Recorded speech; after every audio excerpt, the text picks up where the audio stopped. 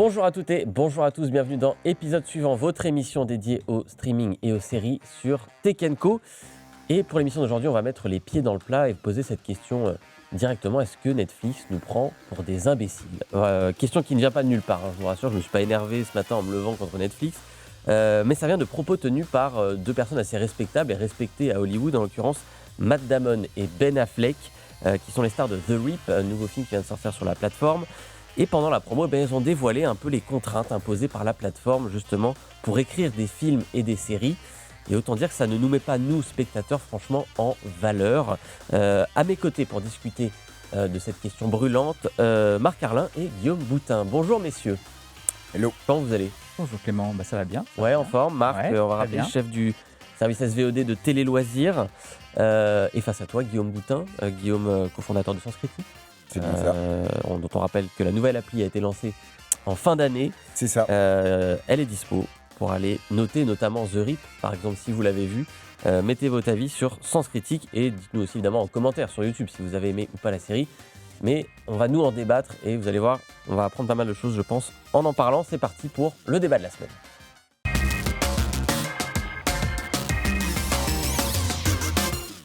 Et on va donc parler de The Rip. The Rip, je vais le pitcher rapidement. C'est un film d'action porté par Matt Damon et Ben Affleck, qui est donc sorti sur Netflix. Sans trop spoiler, ça raconte une saisie, c'est une brigade anti-drogue, une brigade anti-corruption, narcotrafic, qui est appelée pour une saisie d'argent dans une planque de narcotrafiquants. Ça se passe en Floride. Et évidemment, ça tourne mal, sinon il n'y a pas de film.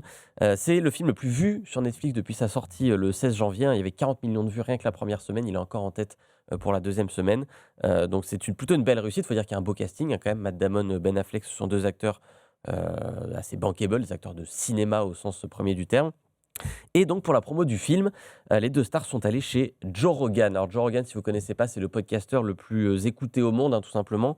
Ils lui ont accordé un entretien de plus de 2 heures. Donc c'est un personnage controversé quand même, Joe Rogan, on va le rappeler. C'est quelqu'un qui a flirté beaucoup et flirte toujours avec le complotisme, les charlatans. Il invite un peu tout le monde sous prétexte qu'il faut donner la parole à tout le monde. Et au milieu de tout ça, donc Matt Damon et Ben Affleck, c'est pas forcément flatteur pour eux de se retrouver là, mais c'est l'assurance de bien vendre son film quand il y a de la promo. Mais ce qui nous intéresse, donc, c'est pas l'aspect controversé de Joe Rogan, c'est plutôt ce qu'ont dit les deux acteurs chez lui. Je vous propose qu'on écoute un premier extrait de cette interview. C'est Matt Damon qui nous parle des films réalisés sur Netflix. Vous regardez dans une pièce, les lumières sont allumées, il se passe des choses autour de vous, les enfants courent partout, les chiens courent partout, peu importe. Vous voyez ce que je veux dire? C'est juste un niveau d'attention très différent que vous êtes prêt à accorder ou que vous êtes capable d'accorder. Et ça a un effet considérable, en tout cas ça commence sur la façon dont vous faites des films. Par exemple, chez Netflix, vous savez, la façon standard de faire un film d'action que nous avons apprise, c'est que vous avez généralement 3 séquences clés. Une dans le premier acte, une dans le deuxième et une dans le troisième. Elles sont de plus en plus impressionnantes et la plus importante est celle avec toutes les explosions et vous dépensez la majeure partie de votre budget pour celle du troisième acte. C'est en quelque sorte votre finale. Maintenant, Netflix demande si on peut mettre une grosse scène d'action dans les 5 premières minutes pour attirer l'attention, parce qu'ils veulent que les gens restent devant leur écran. Et puis ils nous disent que ce ne serait pas une mauvaise chose si on répétait l'intrigue 3 ou 4 fois dans les dialogues, car les gens sont sur leur téléphone pendant qu'ils regardent. Extrait assez intéressant, on va débriefer un tout petit peu. Je voulais juste avoir votre avis. Alors Guillaume, tu l'as pas encore vu The Rip, mais Marc, toi tu l'as vu. Ouais. Qu'est-ce que tu as pensé de The Rip? Écoute, j'étais plutôt agréablement surpris par le film, en tout cas pendant au moins 1 heure et quart. Tout ce qui se passe justement autour de cette maison où a lieu la saisie d'argent, je trouve ça assez bien fait. C'est réalisé par Joe Carnahan, qui est plutôt un bon faiseur, on va dire, voilà, de série B, de thriller, etc. Donc c'est bien mis en scène, c'est plutôt haletant. Ensuite, le film devient un peu plus explicatif, un peu plus lourd, et je trouve qu'il perd un peu de la force. Mais voilà, c'est plutôt pas mal, et c'est plutôt dans le haut du panier des films d'action Netflix, ce qui ne veut pas forcément dire grand-chose, parce qu'il y a beaucoup de films d'action Netflix qui sont quand même pas très bons. Je pense à des Red Notice ou des trucs comme ça qui étaient vraiment... The Grey Man, ce genre de choses qui étaient vraiment pas terribles. Donc celui-là est plutôt bien foutu. D'ailleurs, c'est plus une série B, moi je trouve, plus une série B un peu hypertrophiée parce qu'il y a des scènes d'action. Oui, mais parce qu'il y a de gros acteurs, voilà, il y a plus de budget. Mais on est plus sur un pitch de série B, le côté huis clos, notamment dans la maison. Moi, c'est ce que je préfère d'ailleurs. Je préfère toutes les scènes dans la maison, avec beaucoup de tension. Dès qu'on Ouais. sort un peu de la maison, je trouve que c'est moins intéressant. Donc plutôt agréabablement surpris, ouais. T'as envie de le voir, toi, Guillaume? Moi, c'est pas trop mon style, mais si un soir je suis fatigué et que vraiment j'ai rien à faire, je le mettrai avec plaisir. Je regarde Mais facilement. ouais, mais c'est marrant en plus ce que tu disais, je regardais justement les retours sur Sens Critique. Le film, il a 6,1 chez nous, ce qui est pas mal. Oui. Pas une mauvaise note. Pas déshonorant pour une série B d'action Netflix, quoi. Exactement. Voilà, et moi je le traduirais par justement, c'est une bonne série B. Mm. Avec évidemment les codes Netflix, mais On va on y reviendra. se fier aux avis de Sens Critique là-dessus. Marc, ce que dit Ouais. Matt Damon là dans l'extrait qu'on vient d'écouter, est-ce que tu l'as vu dans le film? Est-ce que le film, il est écrit d'une certaine façon comme le décrit Matt Damon, avec des Alors, contraintes? Du coup, j'ai vu le film après avoir lu les déclarations. Ouais. Donc c'est intéressant. Du coup, forcément, ça a un peu biaisé mon regard. Mhm. Je me suis dit, alors ok, à quel moment il y a ce truc de répéter les enjeux narratifs. Et c'est vrai que c'est assez criant dès le début, puisqu'en fait, on a une première scène très forte au bout de 2 minutes de film. C'est-à-dire qu'en Ouais. fait, au bout de 2 minutes de film, il y a quelque chose de très fort qui se passe, avec une fusillade, et du coup, tu es directement dedans. Et ensuite, juste après le générique, enfin même pas le générique, d'ailleurs, juste après le titre The Rip, on a une scène montage alterné entre Matt Damon et son supérieur, je crois, Ouais. et d'un autre côté Ben Affleck et 2 agents du FBI qui, pendant 3-4 minutes, vont vraiment exposer les enjeux narratifs Ouais. du film et aussi un peu dire qui ils sont par rapport à... Voilà, Et de façon très dynamique, quoi. très du coup, dynamique, voilà, avec c'est ce montage alterné. très Donc du coup, cut. là, on sent vraiment, je trouve, le cahier des charges. On sent vraiment le truc, il faut pas perdre les gens. Mm. Donc on fait un truc assez dynamique, mais en même temps, on donne beaucoup d'infos dès le début pour tout de suite poser les bases et que tout le monde comprenne de quoi on parle. Donc ça, c'est assez criant quand même. Et après, évidemment, il y a aussi le truc de, fréquemment pendant le film, faire des séquences un peu choc, donc soit une séquence d'action, soit une révélation, soit un twist. Ouais. Et donc ça, c'est vraiment un truc qui arrive à plusieurs reprises dans le film pour redynamiser un peu l'ensemble, quoi. Garder toujours Pour le garder rythme, toujours les gens, C'est voilà, ça. hop, toutes c'est les, un rythme à garder toutes les 20 minutes, Ouais, mettre un truc c'est un ça. peu de ah tiens, peut-être douter d'un personnage, hop, comme ça vous restez, puis après une scène Ça. d'action, quelqu'un qui va peut-être mal finir. Enfin, il y a des choses, moi je l'ai vu aussi, j'ai bien aimé, il y a des choses assez grossières par moment. Ouais. Bon, des ombres sur un mur, choses comme ça, enfin, voilà, on va pas trop en dire, mais qui effectivement sont là pour happer un peu les gens, de se dire ah mon Dieu, Mm. qu'est-ce qui se passe? Et il y a toujours, Euh, tu sais, aussi ces espèces de flashbacks explicatifs. Oui. Parce que Netflix abuse de ça. C'est-à-dire qu'en gros, tout d'un coup, on te montre par un flashback qu'il y a ce truc-là qu'on t'a pas montré, Ouais, mais en fait qui a existé et du coup qui te permet d'éclairer une partie du récit. Et ça, c'est vraiment un truc que Netflix use et abuse dans ses fictions. Ce truc un peu genre, ah, on vous a pas montré ça. Mais en fait, voilà ce qui s'est vraiment passé. ouais, moi je suis un peu d'accord avec toi, c'est-à-dire que je l'ai vu aussi et j'ai passé un peu tout le visionnage à faire du foreshadowing, à dire ah bah tiens ça va être important parce qu'on me l'a martelé 3 fois comme si les acteurs nous faisaient carrément des clins d'œil Mm. ou mettaient sur pause, s'adressaient à nous à travers l'écran. Là il faut écouter, là c'est limite s'il n'y a pas un petit panneau son là maintenant, écoutez là parce que c'est important, qui gâche forcément un peu parce que du coup le film devient assez lisible, assez linéaire, on se doute assez vite des enjeux, de quel rôle va Ouais. occuper chaque personnage, etc. Ce qui n'empêche pas que ça reste une petite série B tendue, bien foutue, etc. Donc franchement, ça se regarde assez bien. Allez le voir et dites-nous ce que vous en avez pensé. Plus généralement, Guillaume, tu l'as commencé à l'aborder. On voit même à travers la bande-annonce, à travers le pitch en lui-même, les codes Netflix transparaître à travers ce film. Les films et les séries Netflix sont écrits d'une certaine façon. Grande question. Moi, je dirais oui et non. Je pense qu'une certaine catégorie de films, une certaine catégorie de séries, oui, Mhm. très clairement, il y a des codes. Mais moi, ce qui me surprenait le plus, justement, en voyant l'extrait, c'est que, justement, Matt Damon, il nous donne aussi les codes du film d'action au cinéma. Ouais. Bah, moi, ça m'étonne pas qu'il y ait des codes du film d'action sur le streaming, comme tu as des codes, je sais pas, du DTV, comme à l'époque, les codes ont été réinventés, je sais pas, quand on commençait à faire des films pour la Mhm. télé, etc. Donc, moi, ça me surprend pas énormément. Et je pense que les enjeux sur tous ces films-là sont pas du tout les mêmes que ceux qu'il y a en salle. Donc, et je pense que c'est ce que les gens attendent. Euh, Comment dire, la vocation Netflix, c'est de coller aux attentes Ouais. de leurs utilisateurs. Et après, c'est vrai que si on regarde le reste du catalogue de Netflix, ils ont aussi donné des cartes blanches totales à des réalisateurs, pour le meilleur, mais pour le pire. Oui. C'est-à-dire qu'il y a justement parfois des réalisateurs, tu les laisses un peu en roue libre, et des grands réalisateurs, ils vont sortir des films qui sont vraiment pas... voilà, on aurait pu passer à côté. Donc je pense que ça dépend vraiment des produits, des cibles. Mais là, c'était le produit de début Grand d'année, public, voilà, voilà. qu'on regarde Nouveau. très facilement. Et c'est la promesse de Netflix, en fait, pour moi. Il y a quand même des guidelines très écrites là-dessus. Marc, toi, tu t'es procuré notamment un document Ouais. qui est transmis. Alors, c'est pas un document secret ou quoi, hein, mais Non. pas accessible au grand public, mais Un document de travail, on va dire. Voilà, c'est un document de travail qui est transmis un peu dans l'industrie, notamment pour les scénaristes qui voudraient pitcher des séries à Netflix. Mm. Voilà, on pourrait titrer le document, voilà comment vous devez pitcher votre série pour Mm. que vous ayez une chance qu'on l'accepte. On Ouais, pourrait c'est le ça. titrer un peu comme ça. C'est un document d'une 40aine de slides, il me semble. Mm. Qu'est-ce que ça nous apprend justement sur ce que demande Netflix aujourd'hui que ne demanderait pas le cinéma? Bah, en Le fait, cinéma, la ça salle. rejoint ce que disait Guillaume, c'est effectivement ce qu'on appelle les bibles dans le métier. Mm. Pour les scénaristes, ça existe depuis, je pense, 30, 40 ans en télévision, donc c'est pas nouveau. Ce que Netflix a fait, effectivement, c'est qu'ils ont créé, en fait, ils ont lié ça à leur algorithme. En fait, ils ont fait en sorte que ces bibles-là soient utiles pour nourrir l'algorithme Netflix. Et c'est vrai que du coup, ils ont créé un truc qui est quand même très charté. Ouais. Effectivement, quand on prend ce document, on voit qu'il y a notamment des graphiques qui te montrent un peu comment faire pour garder l'attention des spectateurs. Donc, c'est vraiment un graphique. C'est-à-dire que vraiment, tu vois, ça monte, Ouais. tu as un climax, ensuite ça redescend. Voilà. Et en fait, il y a Effectivement, on retrouve ce que dit Matt Damon avec, moi j'ai le graphique sous les yeux, on voit effectivement, il faut cet incident déclencheur qui arrive C'est ça. très très vite dès l'intro, c'est-à-dire qu'on ne peut pas avoir une intro longue par exemple. Typiquement, The Rip aurait pu être écrit très différemment au début, on aurait pu découvrir les personnages dans leur quotidien, chez eux, avec Mm. femmes, enfants, mari ou autres. Non, non, on attaque direct direct. par Ouais. une scène très forte qui remet en jeu tout l'équilibre des personnages. Mm. Et après, effectivement, on repasse par cette séquence d'introduction dont tu parlais de montage alterné. Voilà, le cinéma aurait peut-être fait le film différemment, quoi. Ça. Et ce qui est intéressant, effectivement, c'est que dans le document, c'est écrit vraiment noir sur blanc qu'en fait, il faut que, au bout de 10 minutes maximum, le spectateur soit happé.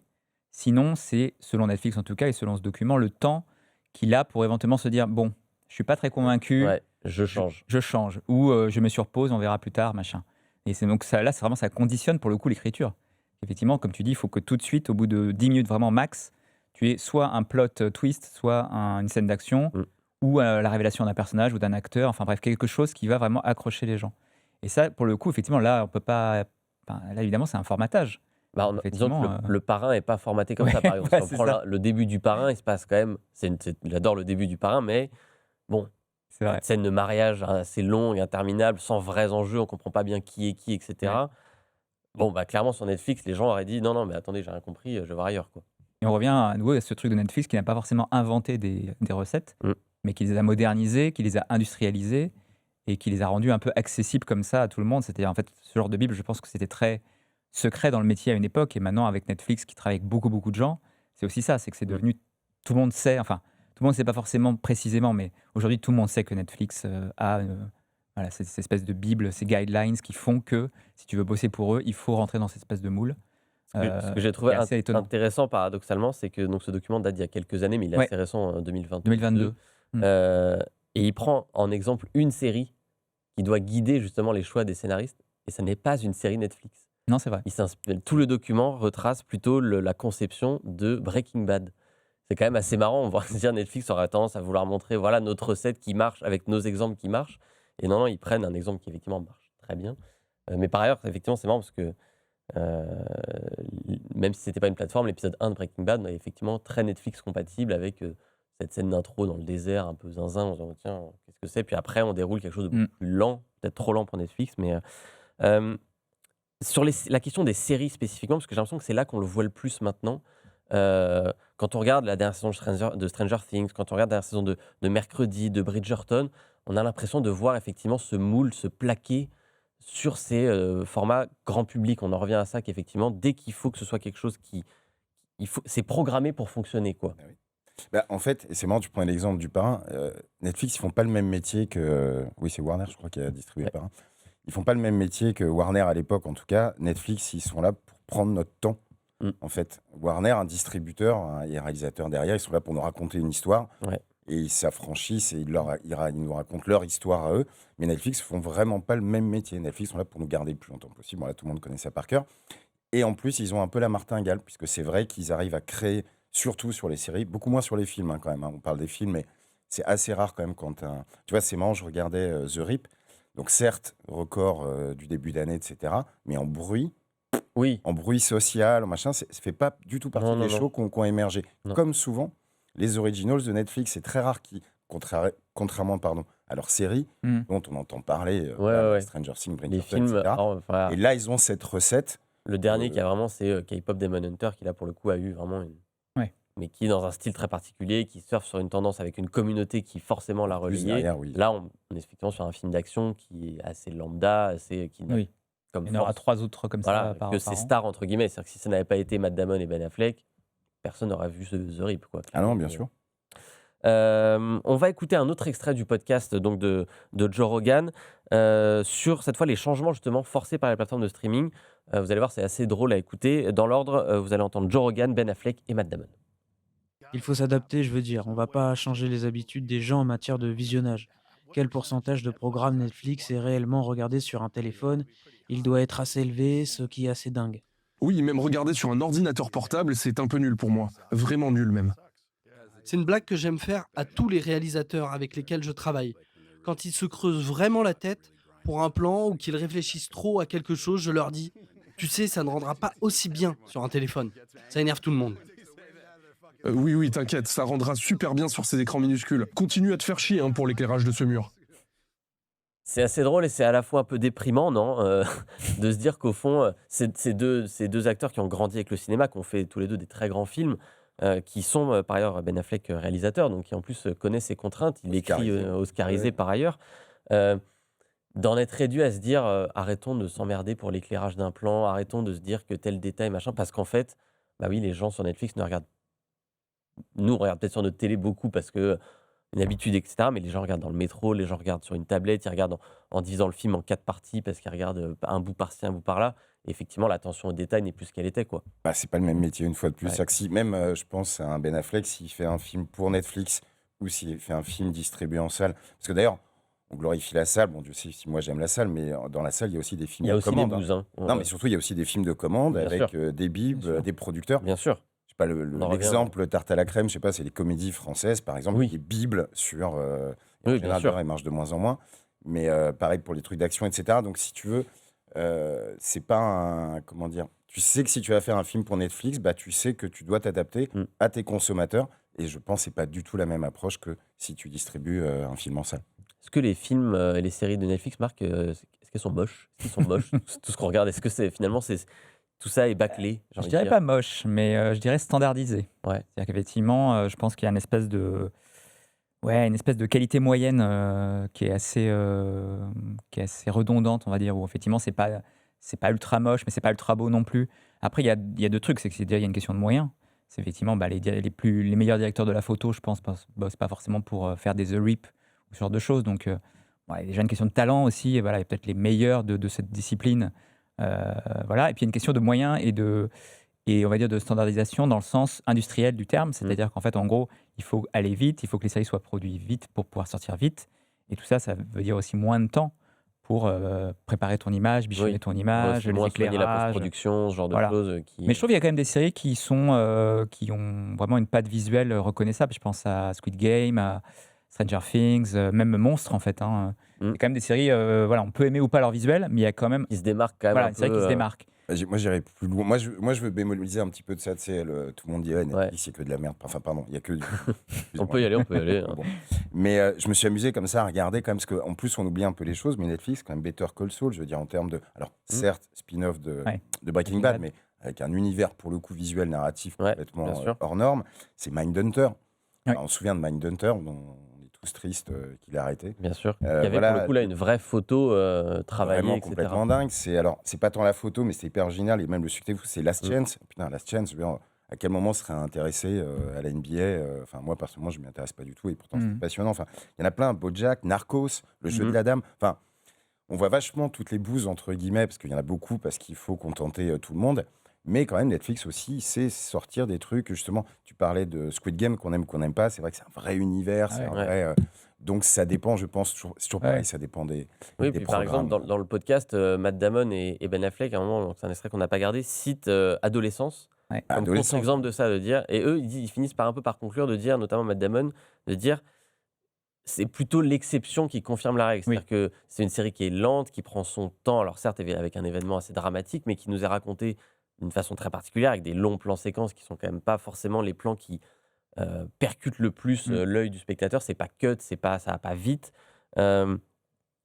Mais Ça c'est veut, rare que mais les séries. ça veut dire que Netflix peut faire les deux. Oui, mais après, ils adaptent. C'est-à-dire, je pense que les séries exigeantes que nous, on peut aimer, je répète, Better Call Saul, Ouais. Mindhunter, etc., bah non, tu vas pas être premier de la consommation de la semaine sur Netflix. Et que ce type de série, ça s'adresse aussi à un certain type de public. Et comme Netflix, ils veulent adresser tout le monde, Hmm.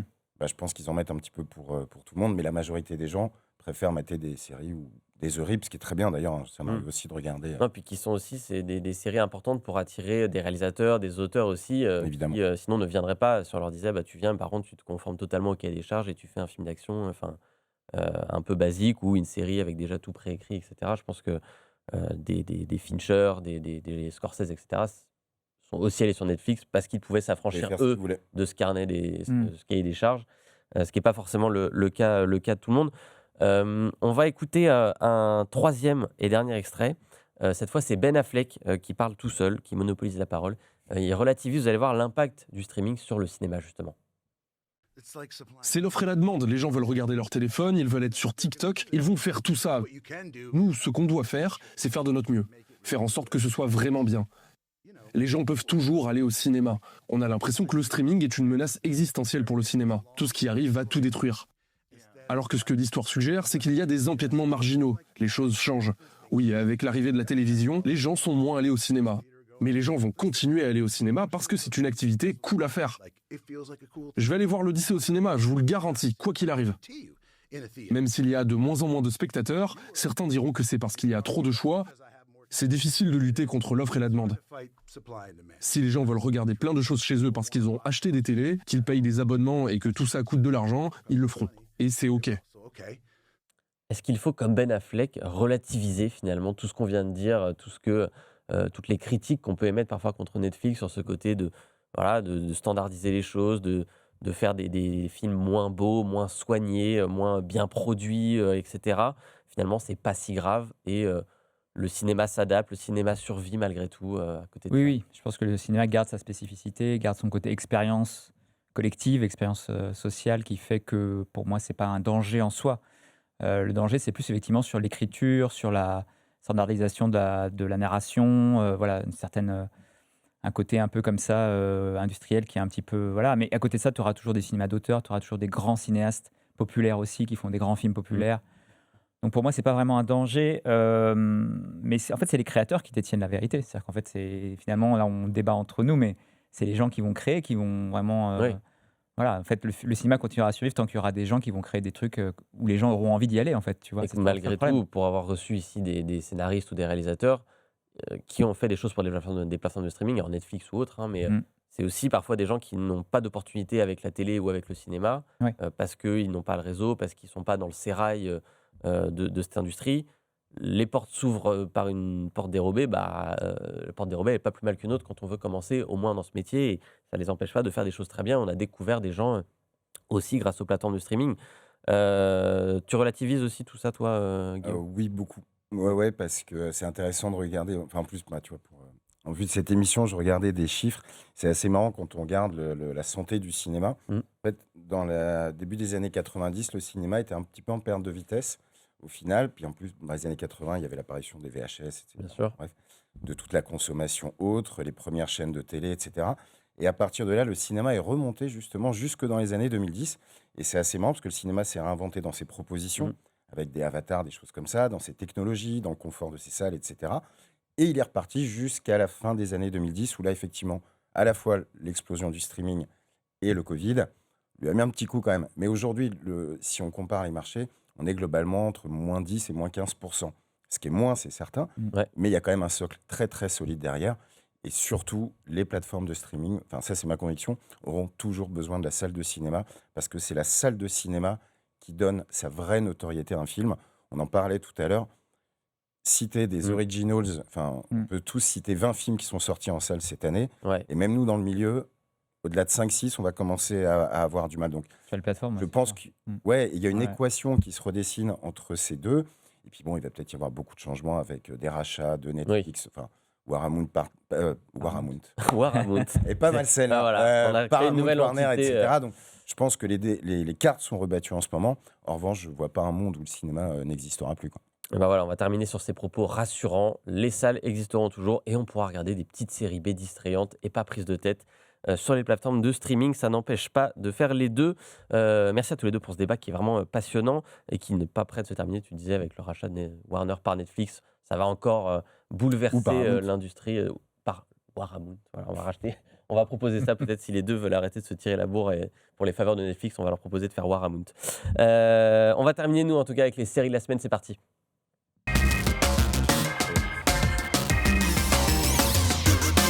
Deux séries à voir sur les plateformes choisies avec amour par mes deux invités. Marc, je vais commencer avec toi. Une formidable série documentaire. Je suis ravi que tu aies fait ce choix Bah, parce écoute, qu'il n'y avait pas grand-chose récemment qui t'attirait l'œil. tout à fait. Et tu es donc revenu sur une série qui est sortie fin d'année dernière, fin automne Ouais, dernier, octobre, hein, ouais. qui s'appelle Mr. Scorsese. Voilà, donc Scorsese. du coup, bah, tout est dans le titre, hein, vous savez de qui on va parler. Ouais.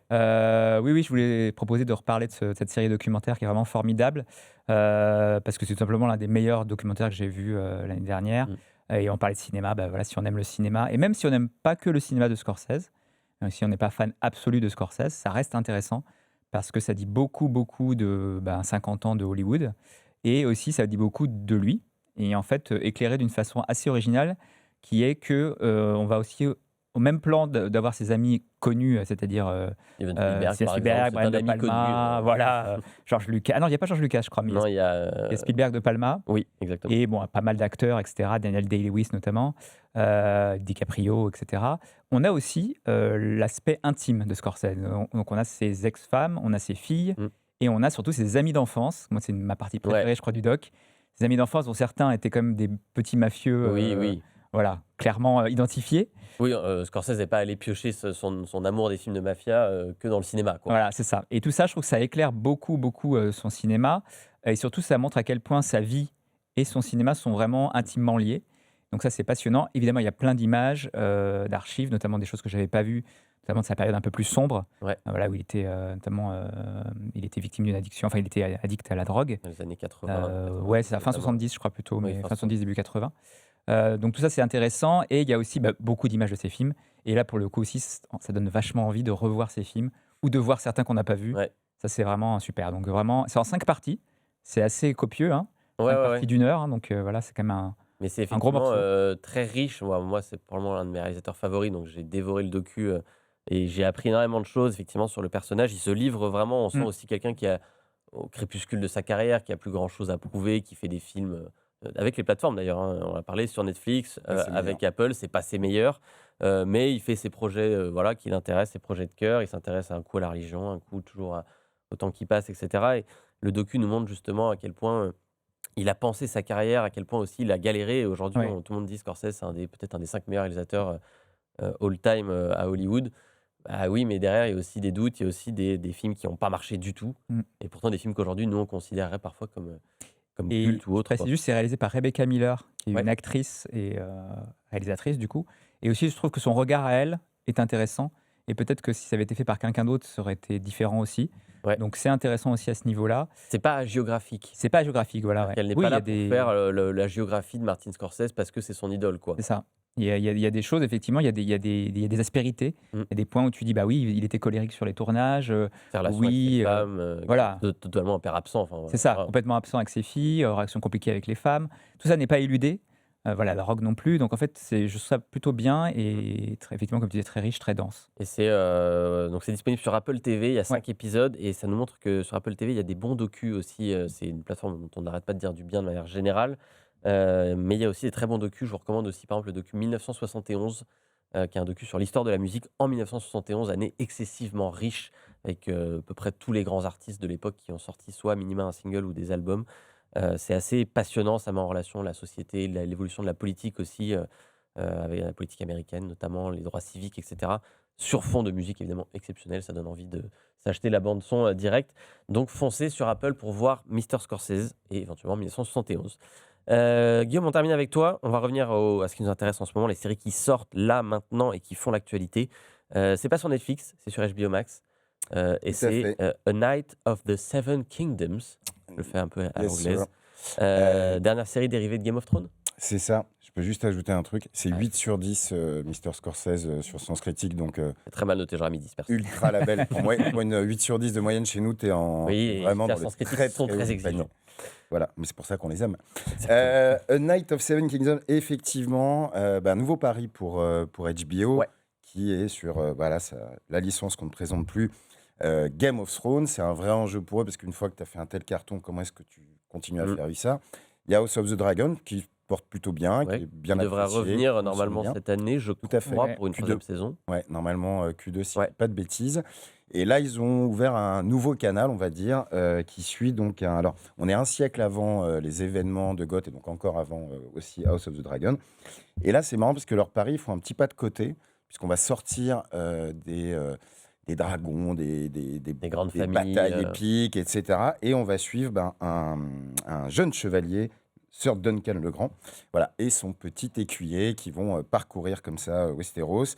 Alors, ça a donc un ton beaucoup plus intime, plus léger aussi, ça déstabilise pas mal les gens. Il y a des moments assez drôles, très surprenants, sincèrement. Mais on garde quand même une qualité d'écriture qui est très très bonne, une narration qui est canon.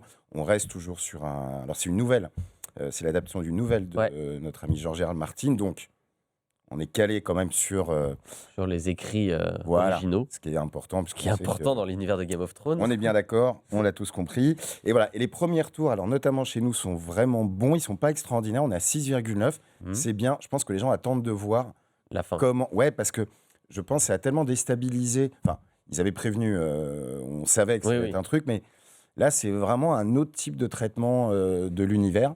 Le Et, format est différent aussi. On est sur des épisodes plus courts, épisodes d'environ 30 minutes. je pense que Ça passe beaucoup plus vite et en fait, c'est pour une raison. c'est Que effectivement, 6 épisodes. il n'y a je que crois. 6 épisodes par Ouais. ailleurs, donc on est vraiment sur un format beaucoup plus beaucoup resserré. plus ramassé, ouais, comme un long film. Exactement. Qui peut C'est une aussi, nouvelle aussi au départ, c'est vrai que c'est Oui, peut-être il y a pour coller. peut-être moins de coller à ça. matière. Mais Paris, moi, je trouve intéressant. J'ai pas encore eu le temps de la regarder, mais Paris qui, moi, m'intéresse parce qu'effectivement, bon, House of the Dragon était quand même dans la continuité de Game of Thrones. Ça racontait des personnages qu'on connaissait, des familles dont on avait déjà Oui, puis plus que vu et type, revu. d'arc narratif. Voilà, des intrigues politiques, etc. Là, on change totalement de perspective et l'univers de Westeros est suffisamment riche, je pense, pour arriver à raconter d'autres histoires là-dedans. Mais c'est marrant, moi, c'est là où j'aime bien HBO quand même, c'est que parfois ils font des petits pas de côté, enfin ils tentent des choses. Il y a un risque, en tout cas, sur C'est cette quand même série. aujourd'hui, je trouve, la plateforme, ou le producteur, le fabricant, on va dire, au sens très large, qui nous amène toujours, qui essaie toujours de surprendre et Ouais. d'inventer un peu les choses, même quand ils exploitent une licence. Et ben donc ça s'appelle A Night of the Seven Kingdoms. Pas facile de garder ce nom en français. Je sais pas s'il aurait fallu le traduire ou pas.